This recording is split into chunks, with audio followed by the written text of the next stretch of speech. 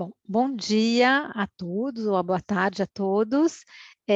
Obrigada por estarem aqui. Como eu falei, estava super ansiosa, ainda mais com esse adiamento, fiquei mais ansiosa ainda. Como o Papo à Mesa é um evento que fica gravado e vai para o nosso canal YouTube, eu sou obrigada a perguntar se todos que estão nessa sala concordam em compartilhar som e imagem de vocês. Concordam? Sim. Quem não concordar, apaga o nomezinho, põe XXXX e fica sem a foto, tá bem? Enfim, gente, muito obrigada. Estou muito, realmente, contente de poder compartilhar isso com vocês. Espera aí, 2 anos de Zoom, mas quando é a nossa vez, a gente sempre, faz alguma coisa errada. Vamos lá.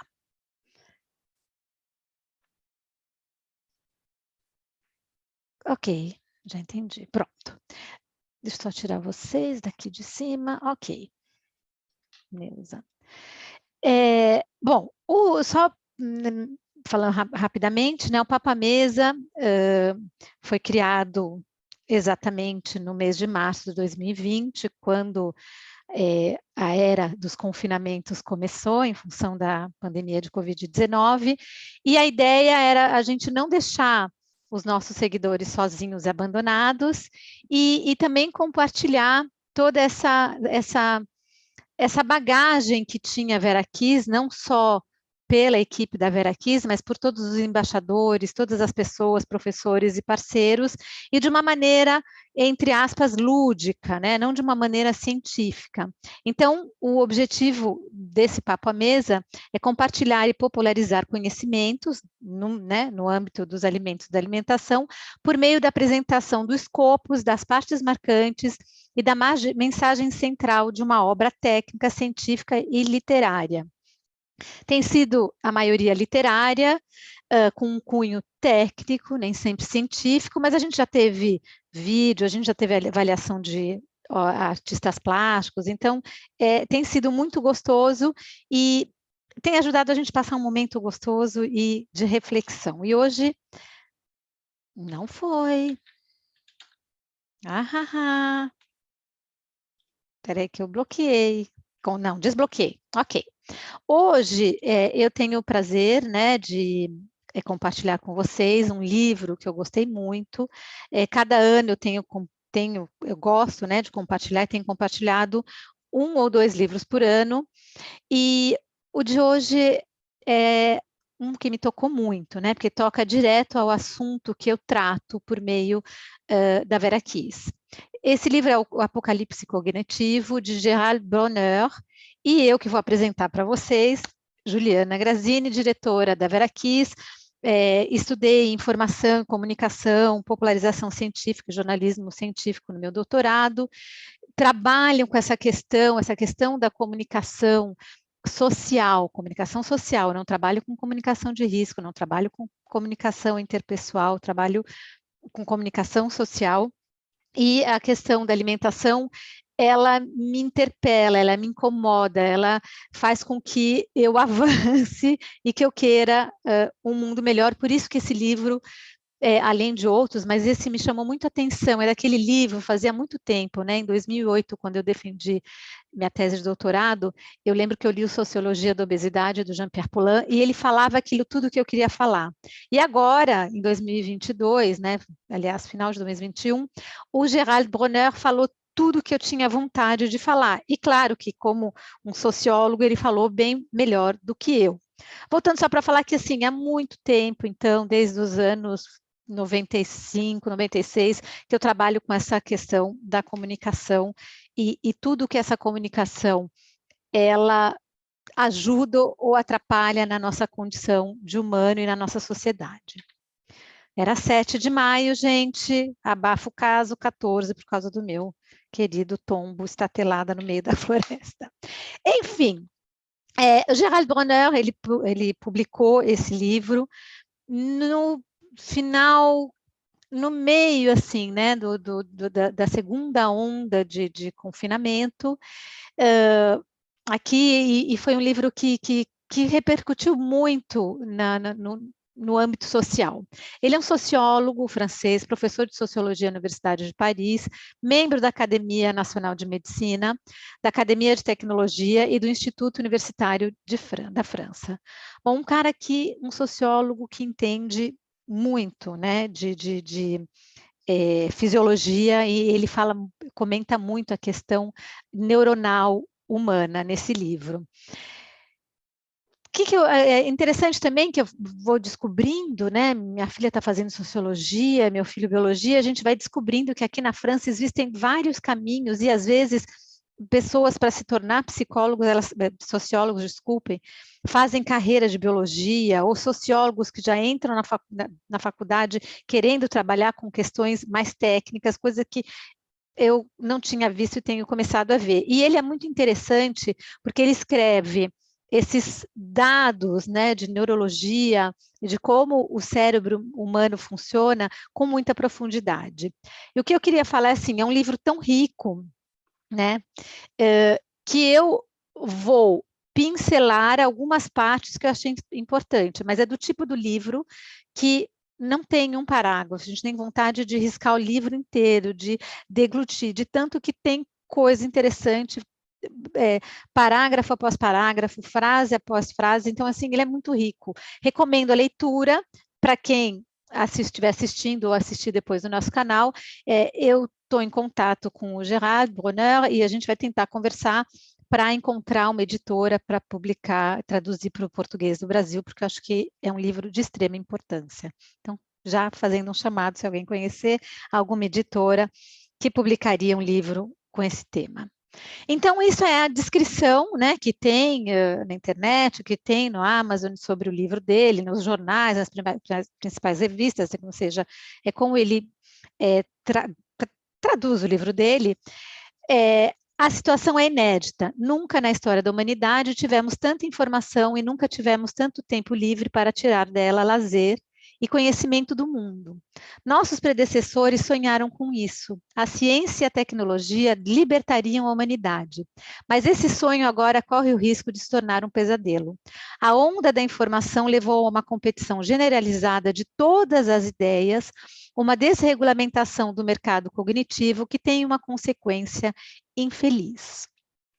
E ele vai comentando, eu vou comentar com vocês, ele fala muito desse tempo livre do nosso cérebro.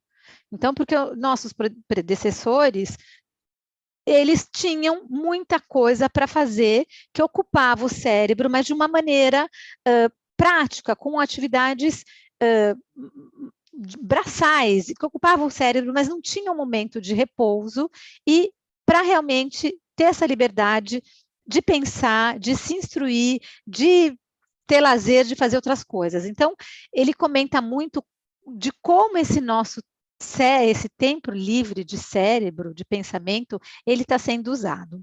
E aí eu começo explicando, porque é o que ele fala, né? A gente sempre fala de Apocalipse, eu tentei procurar alguns filmes, mas são muitos filmes e obras que falam do Apocalipse como uma tragédia.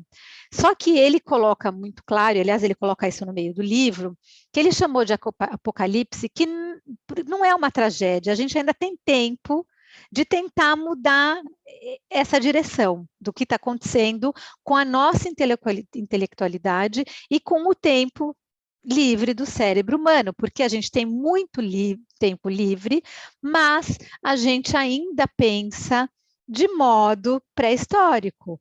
Nosso sistema neurológico, nosso pensamento, né, nosso cérebro, ele ainda é primário. Então, tem essa dissonância e depois tem um problema, quando ele começa a falar, eu vou explicar melhor, da desregulação da informação. Então, o Apocalipse, como ele fala, é uma divulgação ou uma revelação de grande conhecimento. E é isso que ele gostaria de compartilhar, né? Que ele compartilha na obra dele. Então, ou seja, não é algo que, é o fim do mundo. Não. Descobrimos o que está acontecendo e agora a gente pode ou não tomar alguma coisa, tomar alguma medida. Tá? Então, vamos pensando sempre nessa Apocalipse como essa revelação que ele faz para a gente no livro. Espera aí que tá... Travou de novo. Ah, tá. Então, já sei como tem que ir. Então, ele coloca, assim, no prefácio, uma frase que eu gostei muito: "A questão é saber se a competição sempre favorece o melhor ou apenas o mais satisfatório". Então, isso é da gente pensar, né, com o livro fechado depois e tudo que ele vai explicando, nesse mercado que ele chama o mercado cognitivo, ou seja, as informações que estão circulando na sociedade, as informações que a gente transmite, dissemina, as informações que a gente recebe. Então, será que elas são melhores ou elas satisfazem o ser humano que ainda tem esse pensamento reptiliano? Ele ainda tem uma maneira de funcionar reptiliana. Então, ele vai comentando, aí no final da conversa aqui, eu vou deixar a Ana Carolina anotar aí para mim, para a gente refazer essa pergunta, né? Será que é o melhor que é favorecido e que aparece cada vez mais, ou é o mais satisfatório, que satisfaz? E aí ele coloca, né, vai colocando isso, e eu gostei muito dos termos, né, que isso é no primeiro capítulo. São, né, basicamente são 4 capítulos, e esse é o primeiro, 4 capítulos com vários subcapítulos dentro, e aí ele coloca, né, o mais precioso de todos os tesouros. E o mais precioso desses todos os tesouros é o nosso pensamento, é o nosso cérebro, a nossa capacidade de pensar, de refletir, de ter lazer, de ter prazer. E ele coloca assim, né, que hoje em dia, eu gostei muito, coloquei em grande aqui, esse nome, que é o SMONBS, que é a mistura que nós estamos nos tornando, SMONBS, que é zumbis com um smartphone na mão. Então, como ele mesmo escreve, como as telas nos atraem mais do que outras fontes de entretenimento, é também porque nossos cérebros foram construídos durante a evolução para processar grande quantidades de informações visuais. Visuais. Então, eu já dou uma chamada para a nossa vontade de escrever e falar.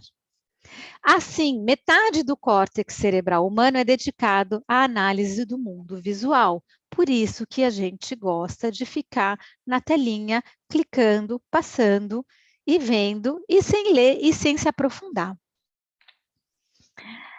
E aí, quando ele começa a explicar a questão de tantos cérebros disponíveis, como eu já comentei, e ali ele também escreve no prefácio, na síntese do livro dele, como a gente evoluiu para ter tempo livre.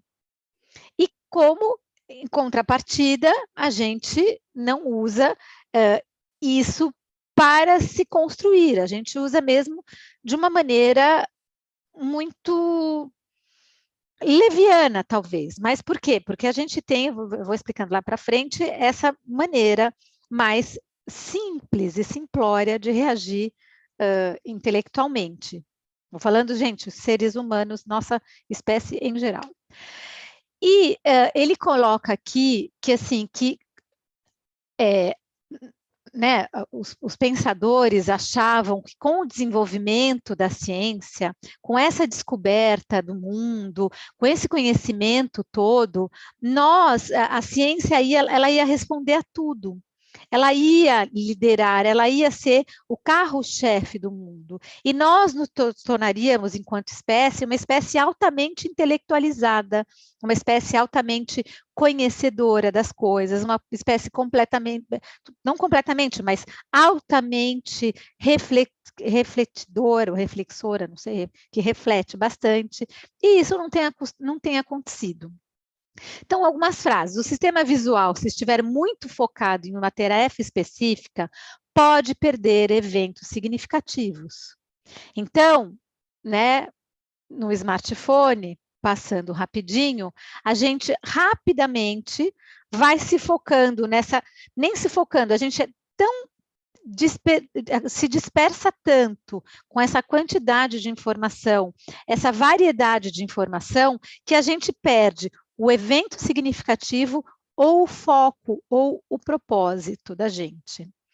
90% da informação disponível no mundo foi escrita nos últimos 2 anos. né? Um livro publicado em 2021, a pesquisa dele é de 2019. Então, imaginem, do tanto de informação, 90% foi escrita, né? Foi escrita em 2 anos.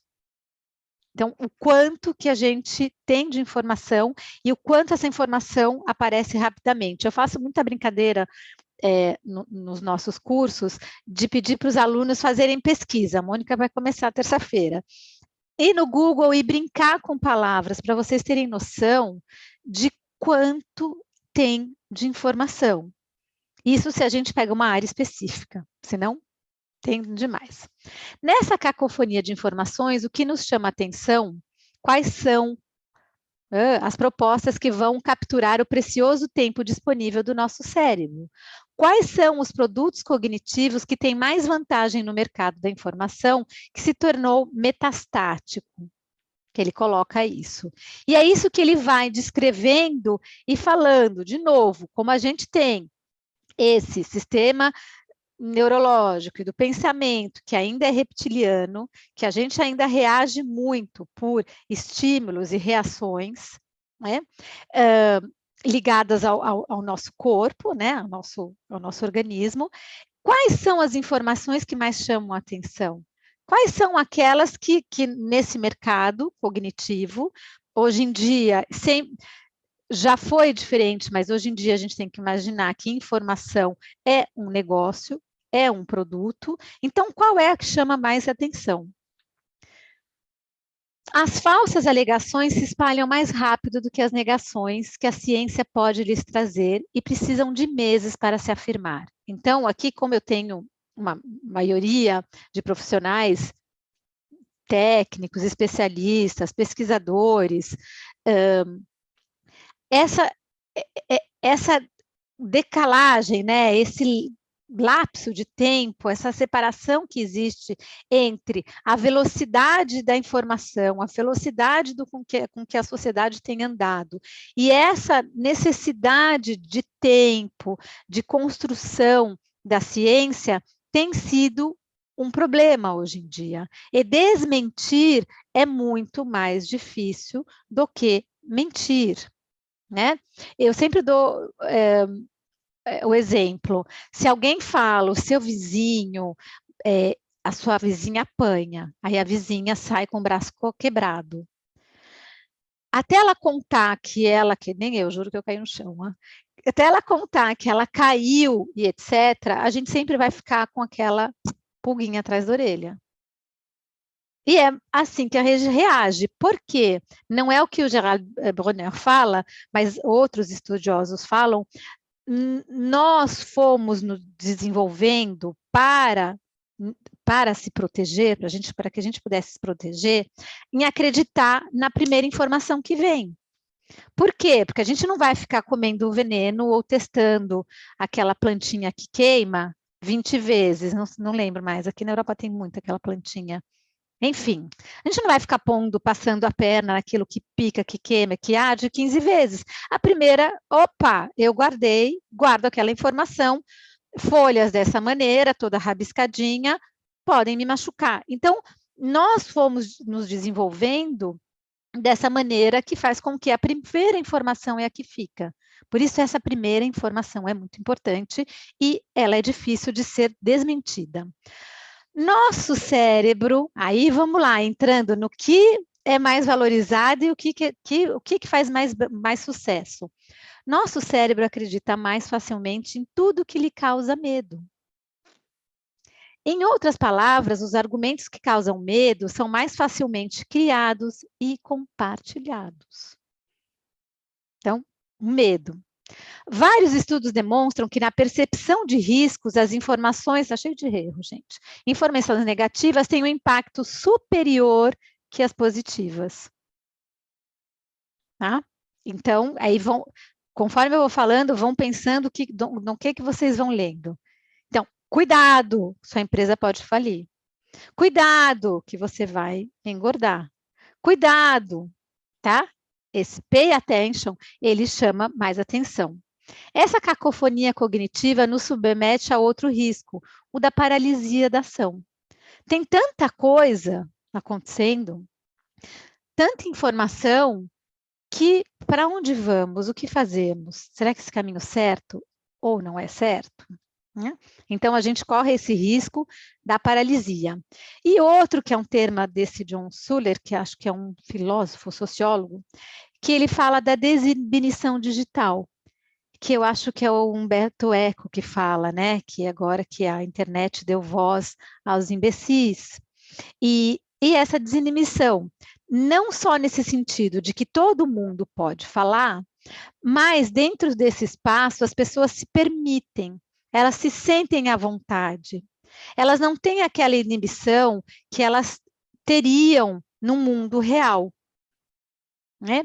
Então, eu sempre comento, se a gente for imaginar, a internet, ela é, né, uma rede social, ela é a praça da cidade pequena, né, antigamente do interior. É ali que tem o coreto, é ali que tem o pipoqueiro, que tem o banco para sentar, onde as pessoas ficam dando volta para cruzar uma com a outra e se conhecer. A gente agora tem esse espaço virtual e a gente esqueceu das relações que tem e a gente se permite tudo. Então, dentro, né, numa praça, a gente não ia chamar alguém de imbecil porque ele não concorda com a gente. A gente ia ser delicado ou ignorar ou não passar por perto, porque nossos pensamentos não se compactuam. Nessa exibição digital, não. Nos permitimos tudo, por que não? Né? Então, uma pessoa extremamente tímida, às vezes ela está falando palavrão, xingando alguém ali dentro. Tá? Agora que a indignação é valorizada pela maioria, em termos de quantidade de informações trocadas pelas redes sociais, a complexidade moral dos problemas tende a ser simplificada ao extremo. Então, sempre que tem alguma coisa, todo mundo comenta, todo mundo se indigna, todo mundo põe um likezinho, né, todo mundo, modo de dizer, mas muita gente se envolve com a situação, mas de uma maneira superficial, de uma maneira simples. Então, a gente esquece a complexidade moral, esquece o contexto das coisas, esquece a justificativa e vai só se envolvendo e dando opiniões, né? E deixando essa descarga de adrenalina sair por ali. E aí é uma época também, né, que essa Elizabeth Ascombe já fala, né, desde 1958, do hiperconsequencialismo. Então, coisas que seriam tolas na praça da cidade, ali, no Coreto, elas se tornam enormes. Então, as consequências não tem medidas, né? Elas são muito grandes. Por quê? Porque preza sempre essa quantidade e não mais a qualidade. A epidemia da sensibilidade, então, aqui, né, no Brasil fala muito do mimimi, então não é só no Brasil, é uma coisa assim que está se tornando dessa hipersensibilidade. Mudança do conceito induzido pela prevalência. Então, a gente perde, né, um pouco o conceito das coisas e vai deixando se levar pela prevalência. Aquilo lá está acontecendo. Então, às vezes está acontecendo, às vezes é verdade. O capital que se tornou essencial em nossas sociedades, o da visibilidade. Então, o que vale agora é ser visto. A reação física de um estímulo constante tende a diminuir conforme os indivíduos são confrontados ao mesmo. Então, a violência. Não, a gente vai, né, sendo confrontado a violência, até que ela se torna banal. Eu sou confrontada com alguém falando palavrão, xingando, berrando, isso vai ficando banal. Então, isso é uma outra coisa que ele chama atenção. Né? Então, eu vou vendo corrupção, vai se tornando banal. A gente já falou, né? Hiperconsequencialismo, já falei tudo isso. Mudança do conceito induzido. Meu Deus. Eu errei aqui. E a selvageria do web, tá? Então, as pessoas se tornam selvagens. Tudo ali é muito selvagem, muito sem filtro. Gente, eu não apaguei um monte de coisa, mas tudo bem. E aí, o que que a gente gosta?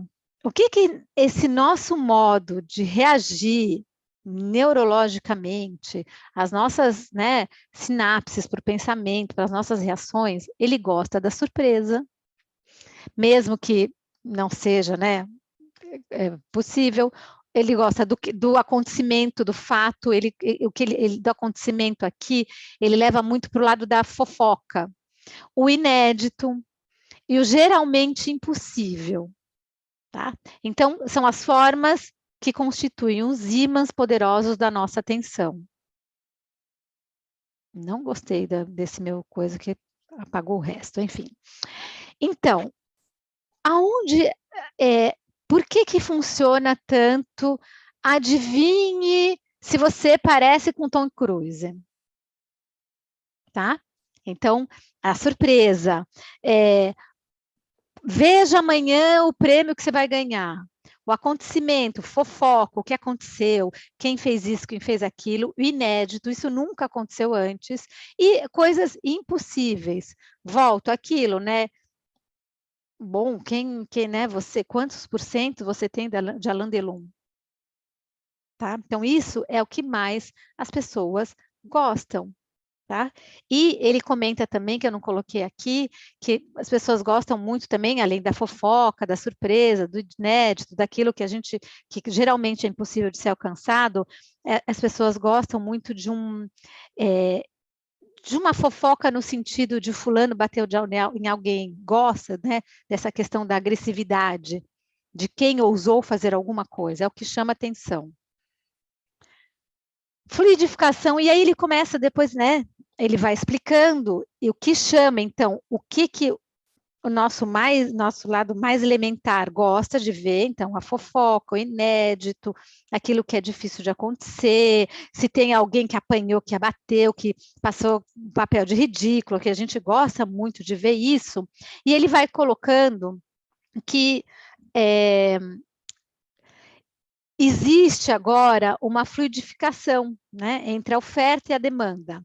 Ou seja, existe uma facilidade de oferecer aquilo que as pessoas querem ouvir ou querem ter. Então, qualquer pessoa pode encontrar nesse mundo de informação aquilo que ela gosta, o que ela quer. Tá? Então, não existe, aí que ele vai começando a falar, ele começa a descrever essa desregulação do mercado cognitivo. Não existe mais uma peneira do que vai ser dito. Não existe mais um cuidado do que vai ser dito. Qualquer pessoa pode dizer o que quiser e o público vai atrás daquilo que mais lhe agrada. Então, nessa desregulação do mercado cognitivo, que permite que todos nós captemos o tempo de cérebro livre dos outros. Então, qualquer pessoa pode captar o tempo livre de cérebro do outro, com aquela informação que vai lhe agradar. Aquela informação em que ele não vai precisar ter muito esforço, e a informação que vai causar o estímulo do prazer. E aí o prazer não é sempre coisa bonita, né? Lembra que eu comentei? A fofoca, aquela coisa do impossível, eu ver um barco de 3 milhões de dólares que eu nunca vou conseguir comprar, ou ver uma pessoa apanhando, ver o outro que gritou com a fulana, ou seja, são essas coisas que dão prazer. 59% das pessoas que compartilham artigos pelas redes sociais leem somente o título. Isso acho que a gente já não é novidade, né? Enfim, e o título, normalmente um título é construído realmente para dar essa sensaçãozinha de né, que delícia. Eu, em algum momento, estimulou a minha zona de prazer. Somos interdependentes e nada autossuficientes. Então, ele comenta que a nossa interdependência está aumentando cada vez mais. Nós não somos autossuficientes, nós dependemos de uma curtidinha, de uma aprovação, de um likezinho, de um simzinho, de alguma coisinha, e não somos autossuficientes. E continuando, ele fala dessa homogeneidade editorial. E aí, se a gente começar a ver, e aí faço uma chamada aqui aos gurus, né? Gurus de redes sociais. Se a gente começar a ver, tudo é igual. As pessoas falam quase a mesma coisa. As frases se repetem eternamente. As identidades visuais sempre, eu comento muito, o nutricionista sempre tem uma maçã, o engenheiro de alimentos sempre tem uma máquina, o pesquisador sempre tem um tubo de ensaio ou aquele átomozinho. Ou seja, a gente acaba falando todo mundo mesmo. Por quê? Porque é o que funciona. E os gurus das redes sociais, da internet, o que eles vão falar? Isso aí, você tem que fazer o que funciona, independente do que o seu público precisa ou não. E aí são discussões filosóficas que a gente pode ter no final. Eu comento muito para os meus alunos. Quer dizer, então, que você acredita que os teus leitores, os teus seguidores de Instagram, ou os teus leitores de blog, ou os teus pacientes, ou os teus funcionários são pinico. Porque você joga qualquer coisa para ele. Né? Você não está preocupado em elaborar o intelecto dele. Você vai aonde funciona. E é isso que fazem os gurus da internet. Publique, publique, publique, não importa como, publique, publique, publique, fale, fale, fale. E as câmeras de eco, eu já falei. Ou seja, um fala aqui, o outro fala ali, o outro fala lá, e todo mundo no final repetindo o que o outro está falando. E aí, fechando, né? Fechando o nosso campo de visão. E isso eu comento muito que no meio acadêmico também tem acontecido, só que ali a gente fala com algumas palavras mais chiques, que é o fechamento epistêmico. Eu só vejo o meu mundo. Eu não me abro para os outros. A busca do sucesso da visibilidade é um poderoso agente de uniformização do mercado cognitivo, eu acabei de comentar. Se eu, de biquíni, na praia, vou ter 1000 likes, mas se eu, passando uma mensagem outra, sei lá, ou de gola fechada, para dar o mesmo exemplo, né? Não vou ter likes, eu vou fazer o meu biquíni. Eu não, tá, gente? Estou só uma figura de linguagem. Essa questão, ou seja, ela tem uniformizado isso, e a gente tem tido um mercado cognitivo que ele é completamente reto, sem sal, para a capacidade intelectual e para esse tempo de cérebro livre. A confusão entre correlação e causalidade é um grande clássico do erro humano em geral e dos raciocínios conspiracionistas em particular. Ele vai comentando, né, e o que a gente sempre fala é assim, porque as pessoas, não como é que era? O marketing, não gosto de falar isso porque marketing não é uma varinha mágica, mas os profissionais que trabalham com estratégia de mercado, os marqueteiros, a mídia, ou seja, todo esse complexo de comunicação, eles são pessoas que estão manipulando todo mundo. E aqui que ele começa a falar que isso é uma antropologia, é um estudo antropológico, naive, como é que é? Naive, alguém me ajuda? Que é ingênuo. Porque o homem, para ele, Gerard Bronner, e eu concordo com ele, o homem não é um ser totalmente manipulável. Ele tem capacidade de pensar por si só. O que acontece nesse mundo, né, do mercado cognitivo é que nós oferecemos o que ele quer. E ele quer ouvir isso de uma certa maneira. É aonde vai. E ele comenta muito, por exemplo, né, teve um fato aqui com um cantor de rapper francês que acho que, não sei se foi bem o caso assim, que bateu na mulher no mesmo tempo que teve as eleições na França. Então as pessoas tinha 20 mil mais procuras para saber sobre o rapper, do que para saber da eleição. Então, as pessoas vão procurar sobre um candidato com quem ele é casado, onde ele mora, em vez de ver qual que é a campanha, qual é a promessa dele, quem foi esse candidato, o que ele fez na vida dele. Então, nessa desregulação, as pessoas estão pedindo. E isso, eu tento chamar atenção aqui, que é um outro momento onde a Vera Kise e eu tento mostrar para as pessoas que não é o marketing que é ruim. Na verdade, as pessoas querem aquilo. O marketing vai levar aquilo para as pessoas. Então, o que a gente precisa é de uma grande mudança social de valor para as pessoas não quererem mais aquilo. Complicado, eu sei que tem muita gente que não concorda. Tá? Mas não é, porque, na verdade, marketing é dar o que as pessoas querem na hora que elas querem. E é o que o mundo da informação tem feito. Dar o que você quer na hora que você quer, enquanto produto informativo. A credulidade corresponde a uma queda da vigilância epistêmica. Então, essa questão de que as pessoas acabam acreditando em tudo e no primeiro que vem. E aí a gente pode ver, né, a gente viu muito durante a pandemia. Então, pediatra que se tornou imunologista, enfim. Né? Ou seja, todo mundo virou expert em alguma coisa. Então, falta de vigilância epistêmica. As apetências, e aí, olha só, as apetências por, aí, aonde vem as melhores informações? Sexualidade, então, falou de sexo, bombou de like. Conflito, bombou. Medo, incompetência cognitiva, informação egocêntrica. Aí a gente fala assim, não, mas eu, enquanto profissional, não sou egocêntrico, então saia do LinkedIn.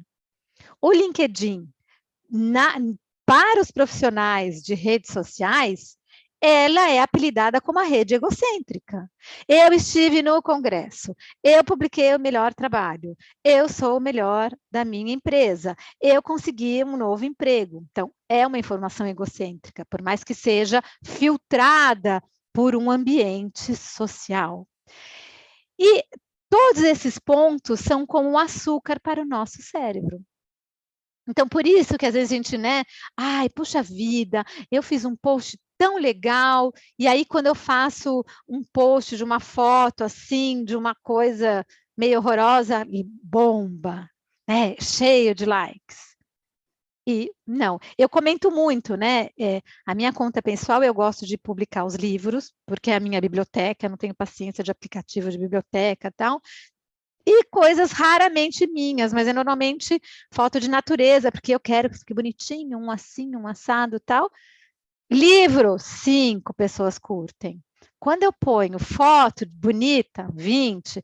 Quando eu ponho foto de família, 80, 100. Fofoca. Né? Quem é essa pessoa? E os gurus falam, quem já teve com guru falam, olha, você tem que misturar a sua vida pessoal com a sua profissional. Os seus pacientes gostam de ver quem você é na vida real. Aí eu falo, eu não quero ver o meu cirurgião fumando, nem bebendo.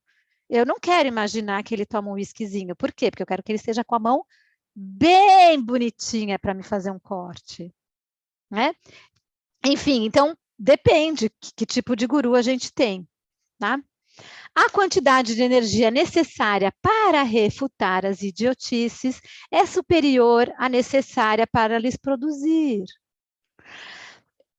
Quando a gente vai refutar alguma idiotice, gente, quanto erro, alguma idiotice e alguma mentira, a gente está desconstruindo alguma coisa e um conhecimento. Quando a gente desconstrói um conhecimento, é um ato doloroso, porque o conhecimento, ele é construído com uma base emocional também. Por isso que, às vezes, crianças que têm dificuldades na família, elas não conseguem ser alfabetizadas, ou um pai está divorciando, algum membro da família está doente, ou o pai perde emprego, desculpa, a criança, ela breca no ensino. Por quê? Porque existe um componente emocional. Então, é muito complicado a gente desconstruir essas coisas. E aqui ele chama de assimetria do bullshit.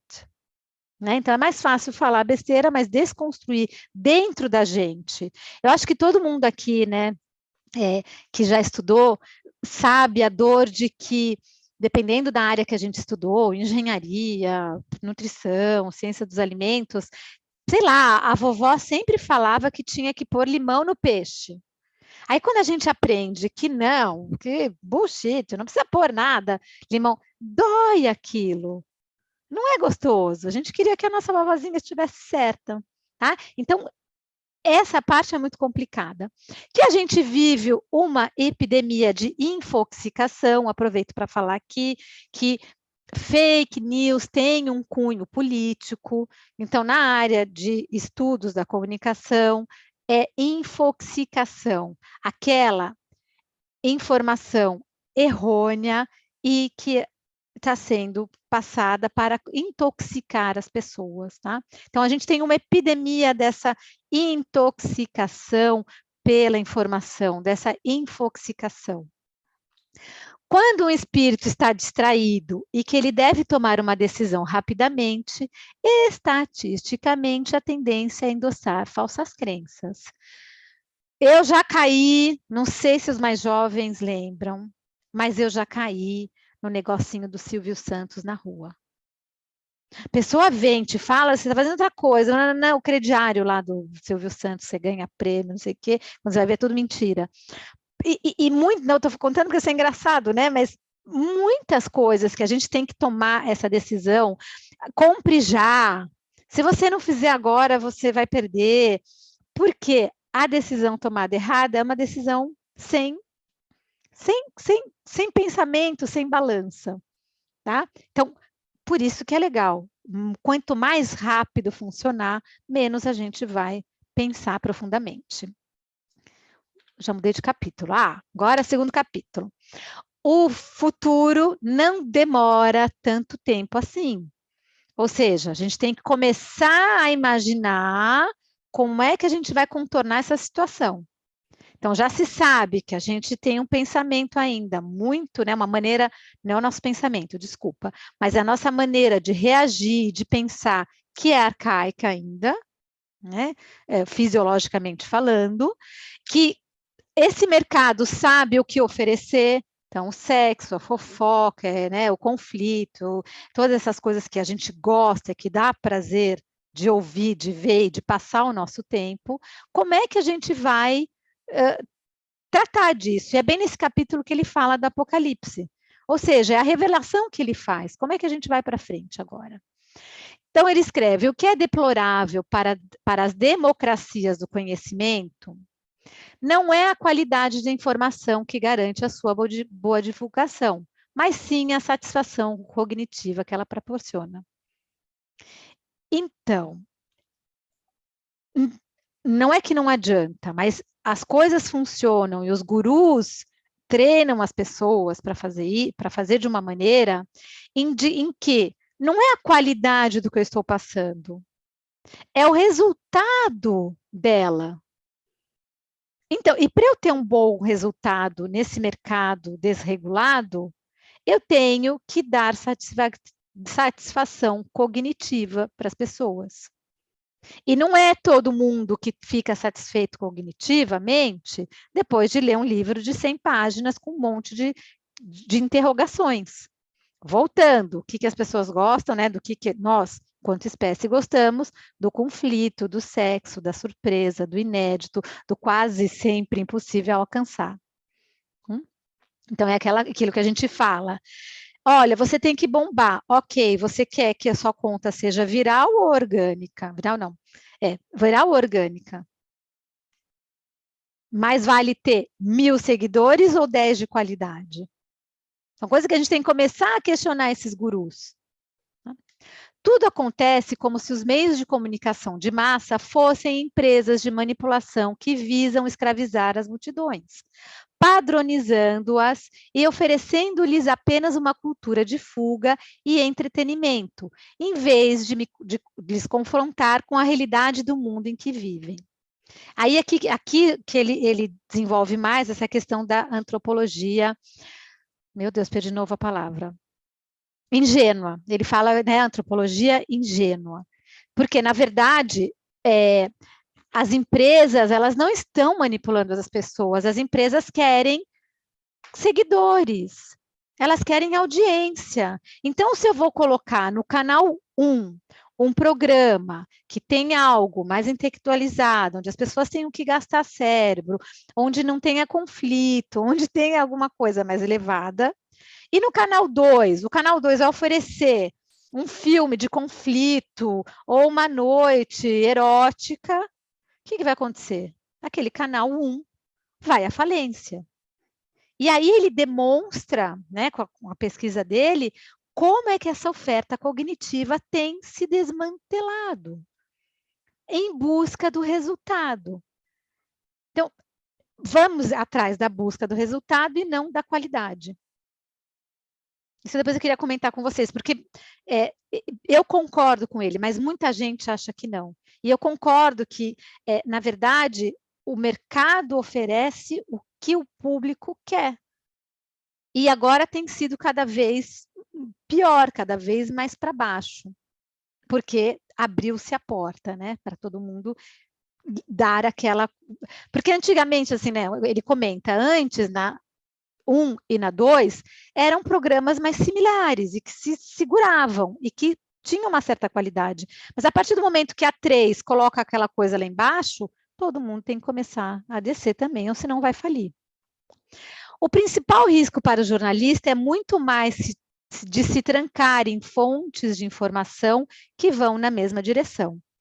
E acho que aqui, enquanto técnicos, nós sabemos, porque nós temos uma noção da amplitude das nossas áreas e a gente vê que o jornalista, mas aí a gente depois vai ter que falar de Pierre Bourdieu, né, que fala do fast thinker, a gente entra em outros assuntos, mas a gente vê que é sempre a mesma pessoa entrevistada, é sempre o mesmo ponto de vista. Então, ou seja, ficar preso à fonte de informação e pouco, né, e pouco ver outras fontes, pouco fazer o trabalho que deveria ser feito, né? Olha, se alguém me ouvir, não estou falando em geral, existem ótimos jornalistas e ótimos trabalhos de investigação jornalística. Isso não é para irritar os adoradores de um Rousseau tomado ao pé da letra, mas acontece que a ideia de um homem autossuficiente, naturalmente bom e pervertido pela civilização é uma falsa manifestação.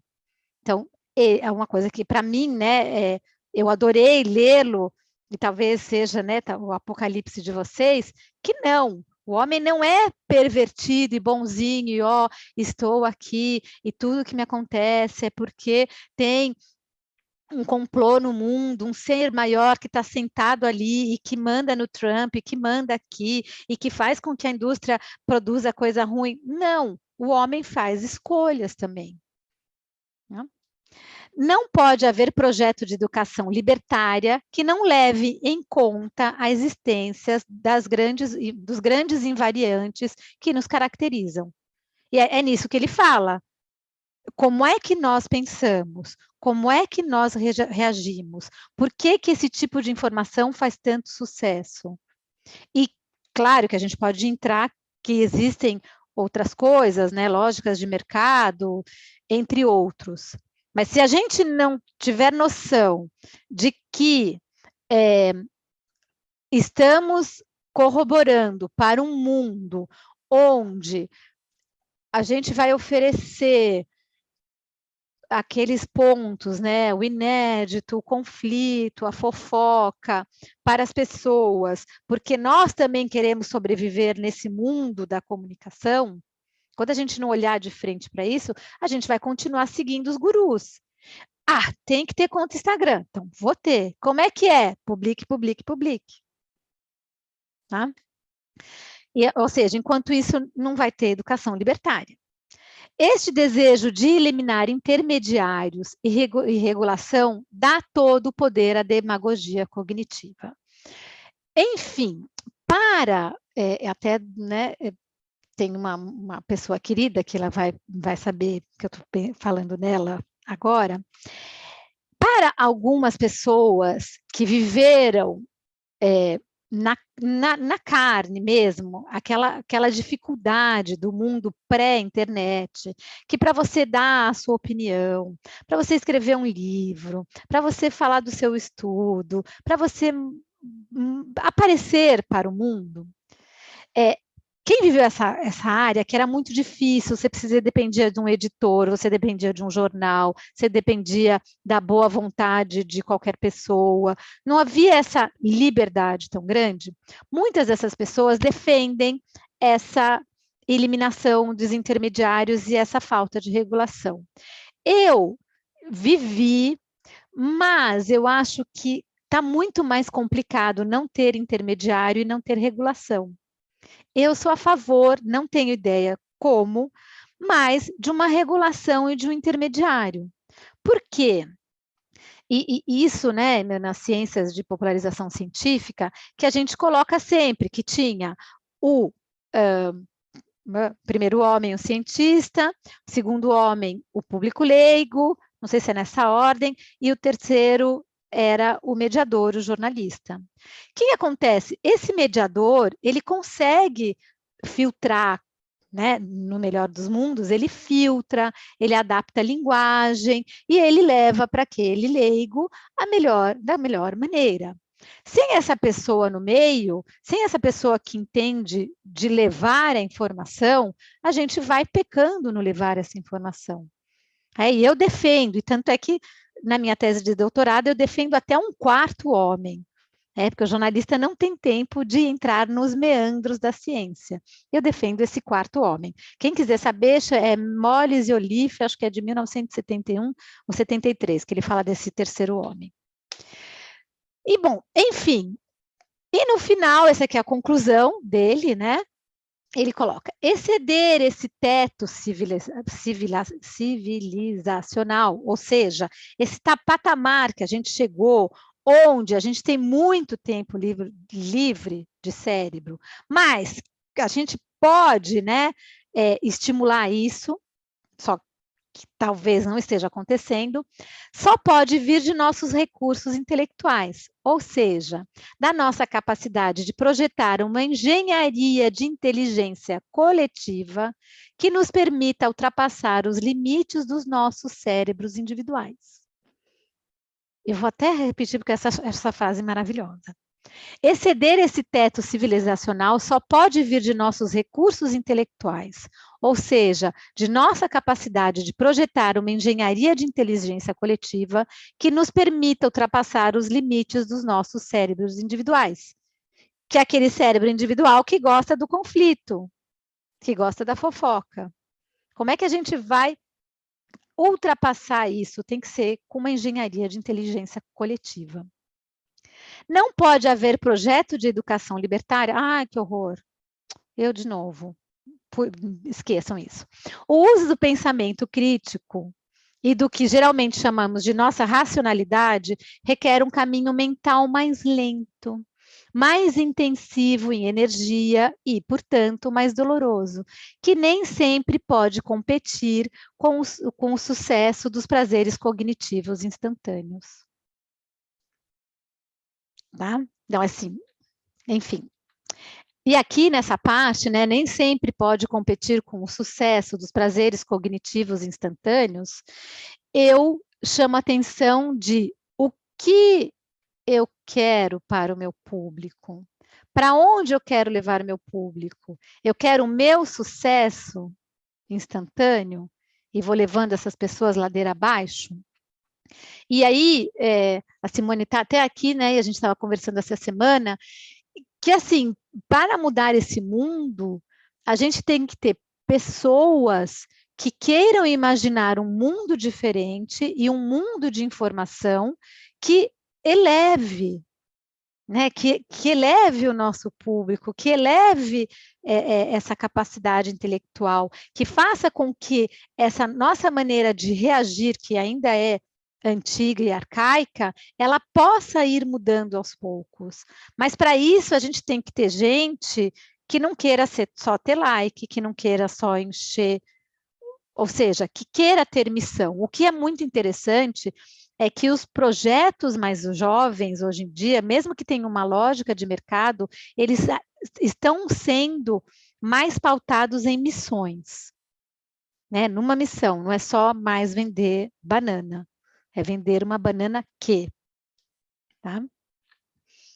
E aí, a última frase, né, já a conclusão, somos parte da natureza e a intencionalidade que acelera a exploração do possível nada mais é do que a produção da natureza, até prova em contrário. Somos, no entanto, a única espécie capaz de pensar sobre o nosso destino com tanta profundidade temporal. A única capaz de levar em conta as consequências primárias e secundárias de nossas ações. Nós apenas temos que realizar todo o nosso potencial. E aí que, de novo, eu faço a chamada. Temos que ter pessoas que queiram entender essa realidade e que queiram lutar, porque não tem ainda não tem um guidelines, não tem uma regra, mas que queiram lutar para tentar fazer com que exista, né, a possibilidade de ter informação de qualidade e que esse mercado ele seja mais equilibrado no sentido de ter informações que elevem esse potencial intelectual da raça humana, da espécie humana, tá? E aí, aqui, juro que foi sem querer, mas já que estou aqui, por isso que eu falei tanto e por isso, assim, um dos meus, como fala? Do que eu tento colocar para essa sociedade é ensinar profissionais técnicos de o que é comunicar, o que é esse mundo, mas um mundo real, não um mundo de métricas. O que eu estou fazendo quando eu estou escrevendo para uma pessoa? O que eu estou causando nela? Né, colonização científica da ignorância, cacofonia, eu estou desvalorizando a profissão, eu estou fazendo ciência por slogan, o que está acontecendo? E por trás disso tudo, o que é realmente? O que tem atrás de um Instagram? O que tem atrás de um blog? O que tem atrás de um LinkedIn? Foi o que eu falei agora, um LinkedIn é uma coisa de se amostrar ali dentro. E a gente tem que saber jogar o jogo, mas com consciência, para saber, com todo respeito, né? Com todo respeito, eu sempre brinco, mas com muito respeito, eu vou fazer uma estratégia de Casas Bahia ou fazer uma estratégia, não sei qual que é um outro, né? Ou uma estratégia de Shopping Guatemi. Tá? Que tipo de estratégia eu quero? Eu posso muito bem fazer uma estratégia onde eu quero só quantidade de pessoas, mas eu sei o que eu estou fazendo, eu sei o que eu estou causando com os meus irmãos, né? E com a minha espécie. É só a gente saber. Bom, espero que não tenha deixado vocês assim muito cansados de mim. E aí gostaria de discutir com vocês. Sério? Gustavo, Mônica, Neuza, Rebeca, Ana. Gente, vocês não vão me deixar frustrada, não. Vocês não vão me deixar frustrada, não. Vamos conversar. Não, Vamos fazer... tá, desculpa, eu estava esperando você terminar de falar. Tá, não, estou esperando aqui para a gente conversar. Que bacana, trouxe uma outra visão. Tipo, são assuntos que você pautou que chamam muito a atenção, mas que às vezes a gente não percebe que a gente entra nesse ritmo e para sair dele a gente tem que literalmente fazer um esforço. Tipo, não vou utilizar mais isso.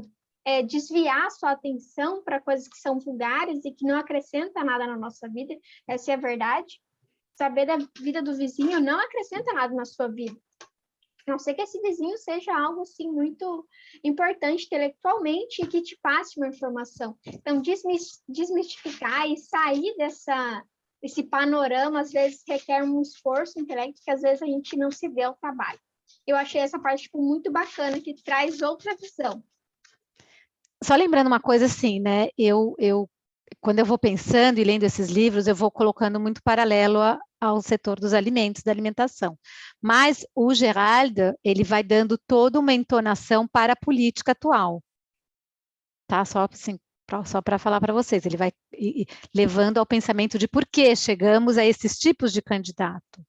Por que chegamos a esse tipo de política atual no mundo? Essa volta para trás, né? Essa moda do fascismo, e a volta de um comunismo romanceado, esse capitalismo sem freio, ele vai colocando por ali. Mas, Gustavo, queria uma pergunta sua, de todos aqui. Mônica, Neuza. Ai, tem um monte de comentário, deixa eu ler. Vai, alguém? Vai ficar gravado, Neuza. Bom dia. Ah, Luísa. Parará, Mônica, é necessário fazer uma análise do que será exposto por nós com o objetivo de ampliar o conhecimento coletivo no sentido de ganho de qualidade de vida.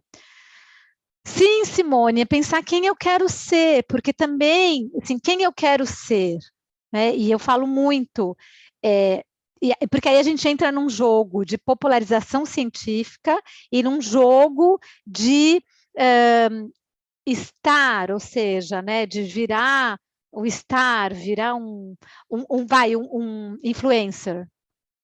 A gente entra isso, a gente não pode também nem se colocar num mundo onde a gente não popularize e o cientista volte, ou o técnico, né, ou o especialista, ele volte para aquele mundinho onde ele se fecha ali, não fala com mais ninguém, mas também ele não pode ir para um mundo de influencer, porque o influencer é isso. O influencer é causar essa sensação de prazer com a inveja, a fofoca, né, as brigas e todas essas coisas. Então, a gente tem que chegar num bom caminho. E aí eu falo muito, cuidado, ciência não é slogan. E muito tem se feito isso de ciência de slogan nas redes sociais, né? Cuidado, que relação você quer ter com o seu funcionário, com o seu paciente? O que você quer ser? O que você quer causar nessas pessoas? E não tem guru, né? Eu falo assim, aqui, né? Os gurus vão me matar. Mas assim, não existe, porque não é essa a receita é sua. Você tem tempo de ter todos os canais? Não, então escolha um e faça bem feito. Né? Você tem boas fotos? Não, então sai do Instagram. Porque é aquela coisa de ter uma foto e um texto enorme, chato para ler, que quase ninguém lê, mas agora todo mundo fala que lê, mas na verdade não lê. E essa confusão, né? O que você quer? E é tudo estratégico, gente, é muito estratégico. Mônica vai, né, fazer o curso semana que vem, vai ver que é tudo estratégico. É uma coisinha que você põe ali, faz aquilo, faz e quem que você quer ser. Neuza, espero em breve estar com você, venha para a Itália, sim. Mais sobre a percepção de risco, esse é um assunto que me interessa muito. Cadê Neuza? Neuza, não é a minha área, né? Percepção de risco, não é? Porque eu falei, eu não trabalho com comunicação de risco nem nada, então eu não vou nem ousar, tá? É só que ele comenta isso, que essa percepção de risco, ela tem sido muito alterada e muito maquiada, né? Pela internet, mas desculpa, mas eu não vou poder me aprofundar nisso tudo. Oi, Juliana. Vou falar Oi. Um bom dia. Desculpa não poder abrir o meu áudio. Desculpa, Tem problema. Não tem problema. Só brevemente sobre essa questão da percepção do risco. Então, eu sou professora de toxicologia dos alimentos, Juliana, e, obviamente, eu estudo muito esse aspecto da presença de substâncias não nutritivas em alimentos que impactam a saúde, né? Obviamente, a qualidade do alimento, etc. E o que eu venho percebendo há muito tempo, tanto que eu estou querendo estudar um pouco mais aprofundadamente, assim, até no aspecto psicológico, psicanalítico, inclusive, é uma reação quando a gente fala às pessoas desse aspecto, vamos dizer, como o autor coloca, um pouco mais negativo, né, do alimento, da cadeia alimentar, todos os riscos que nós conhecemos, a reação, invariavelmente, das pessoas ou é de negação, ou é de certa raiva, né, como que diz, pô, ela está tirando pirulito da minha boca, que mulher chata, tá tirando, sabe aquela coisa? Então, você percebe visivelmente, além da negação, também uma atitude de raiva. E a pessoa tenta se contrapor, e normalmente a clássica frase é: tá bom, professora, a gente vai viver de quê? Vamos viver de luz? Essa é a frase típica, característica. É um pouco isso, assim, sua experiência nesse assunto, você que lida tanto com essa questão. Era isso. Obrigada. Nada, imagina. Neuza, assim, eu não trabalho com comunicação de risco, né? Mas falando um pouco da comunicação em geral, essa questão da negação, ela tem que ser estudada, e aposto que já tem, a questão da psicologia social e a psicologia, né? A questão do comportamento emocional, porque é algo muito ligado à emoção, né? Assim, a psique de cada um. Depois a gente tem, hoje em dia, essa incapacidade, infelizmente, e ela tem diminuído cada vez mais, essa capacidade de discutir e de aceitar a visão do outro e agora que eu chamo aqui, né, Edgar Morin, a gente tem, como é que fala, simplificado demais. A gente não tem mostrado a complexidade das coisas. Perfeito, Gerana. Então, perfeito. tudo fica assim, A mais B igual a C. Não existe A mais B, pode ser C1, pode ser C2, pode ser ABC e 2, depende por onde eu falo. E isso é o risco também, Neuza, que eu falei, do fechamento epistêmico. Eu me fecho no meu mundo e acho que só a minha verdade é verdade. Então, isso é uma coisa que a gente tem voltado para trás. E como você é professora, eu posso falar para você que onde a gente pecou é que a ciência pecou, porque a ciência começou a se comunicar com o mundo, né, fora das portas do laboratório, como verdades, como resultados. Então, a gente começou, não fomos nós cientistas, mas o mundo social, né, o mundo fora da universidade, fora do laboratório, começou a falar de ciência como resultado. E ciência não é resultado, ciência é continuação, é evolução do sempre para sempre. Então, a gente pecou por aí, e aí a gente não mostra para a sociedade as controvérsias. Quando não há controvérsia, não há várias verdades. Existe uma única, aí a gente chega no absolutismo, no simplismo, e a gente vai perdendo tudo isso, ou seja, o tanto que a gente evoluiu para ver que esse mundo dos alimentos é ultra complexo, e aí, só que aí a gente quer uma verdade só.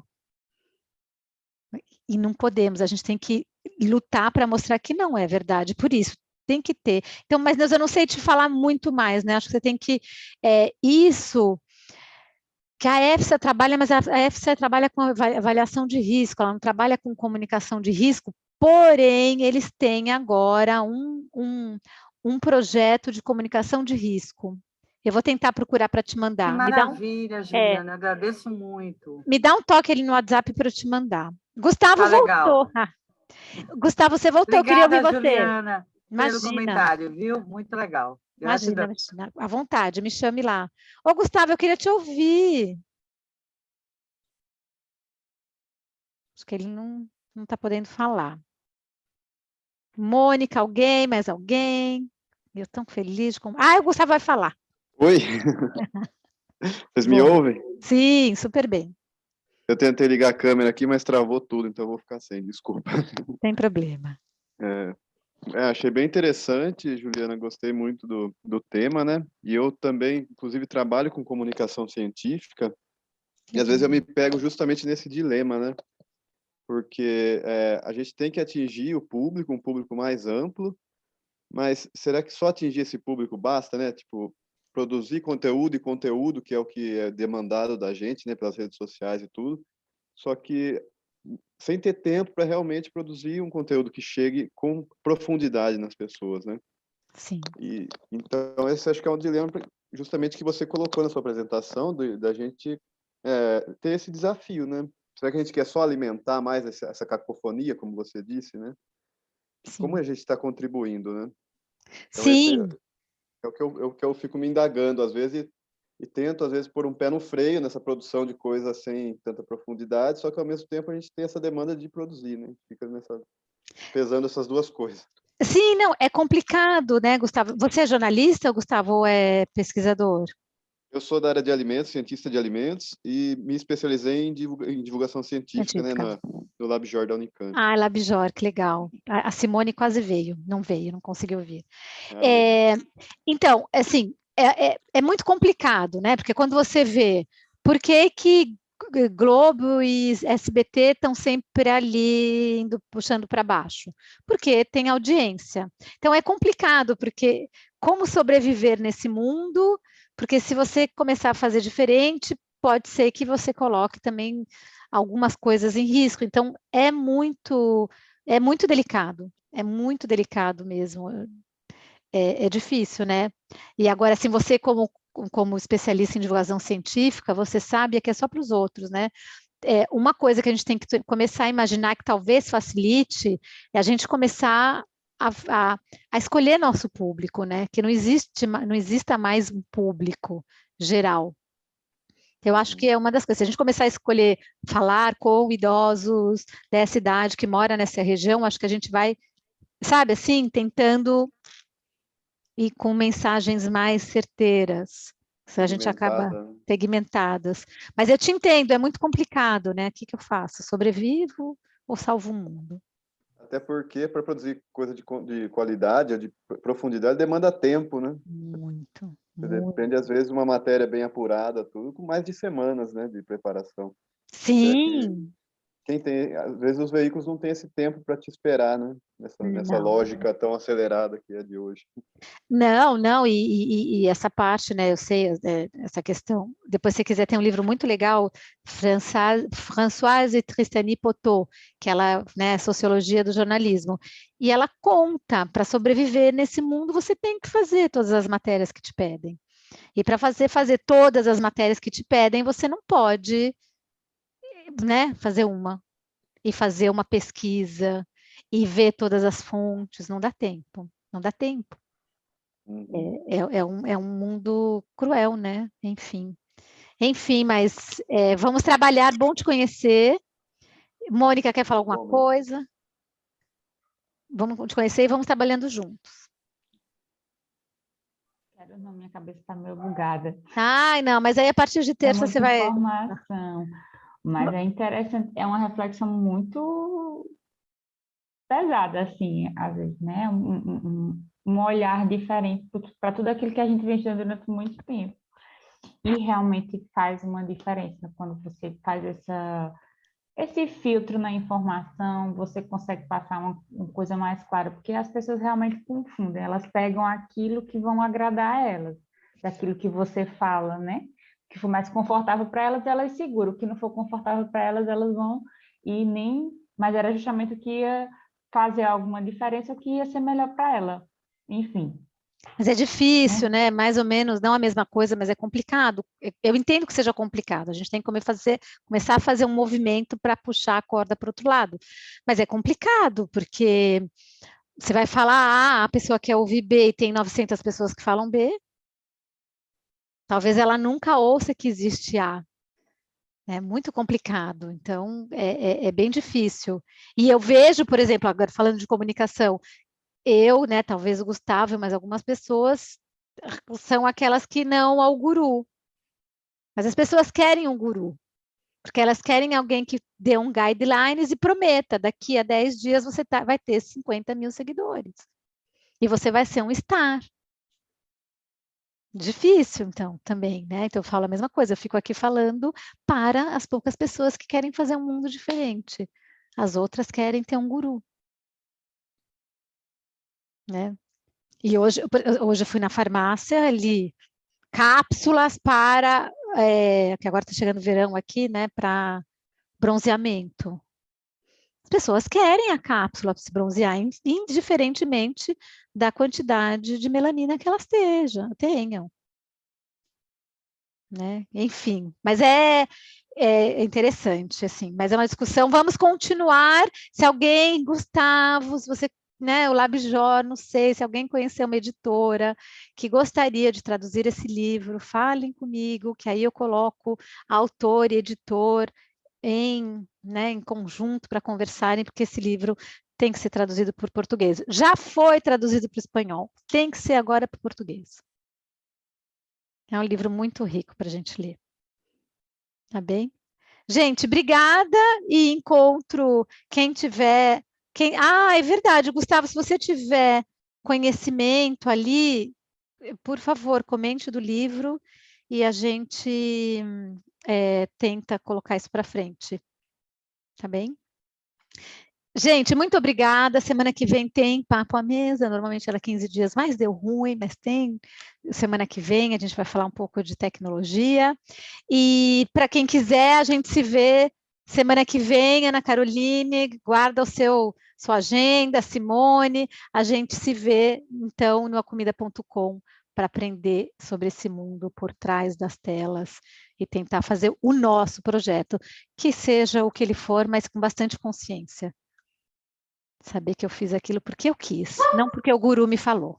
Adorei o cão. Prazer, Gustavo, mantendo contato. Deus, obrigada, Lidiane, Prazer, obrigada. viu, pessoal? Foi ótimo. Prazer, até a próxima. Até a próxima. Prazer, Tchau, gente, tchau. tudo de bom. Vocês Tchau. também, tchau, tchau. Tchau, tchau.